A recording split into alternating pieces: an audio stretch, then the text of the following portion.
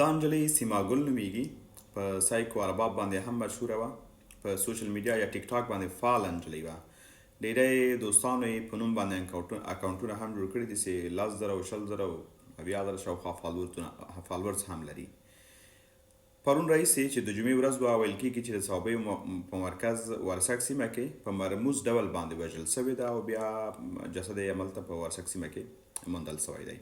خو تر اوسه پورې تحقیقاتو نه ده څرګنده کړې چې دا نجلۍ په کوم ډول وژل سوې ده، زندۍ سوې ده، زهر چا ورکړي، په وهلو ټکولو ته، ځکه چې ویل کېږي هغه نږدې شاوخوا خلک وایي چې په لکه بدن باندې د وهلو کوم هغه نسته، اثر نسته، نور دقیق معلومات هم نشته. خو سوشل میډیا باندې ډېری ملګرو ځینې کومنټونه ما ولیدل د نجلۍ په اړه که چا د مرګ پوسټ کړی و، د مرګ خبرې خپور کړی، ویل چې اوس ورغلله، اوس به حساب کوو، تر اوسه پورې دا کول، هغه کول مطلب ښه الفاظ یې نه دي کارولي.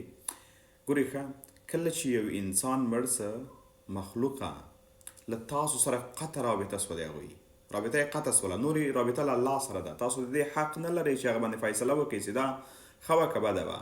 خدای پاک به جنت ته بوځي که دوزخ ته، ځان پوښتنه دی وکړه. حتی تا ته د ځان معلومات نشته چې ته به جنت ته ځې که دوزخ ته به ځې، ځکه دا فیصله الله کوي. انسان د دې حق نه لري چې د انسان په باره کې فیصله وکړي چې دا به جنت ته ځي که دوزخ ته به ځي.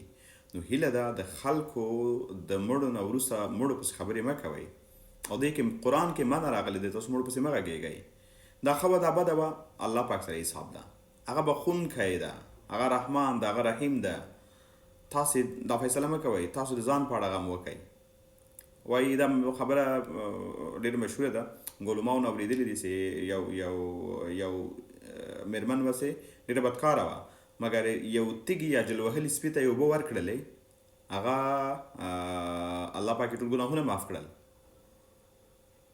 نو چې هغه تمام عمر بد کارونه کړو، د هغه ګناهونه معاف کېږي، نو فکر کوئ تاسو انسانانو ګناهونه نه معاف کېږي؟ الله پاک ډېر مهربانه ده، خو تاسو دا حق نه لرئ چې غلطې خبرې چا پسې وکئ.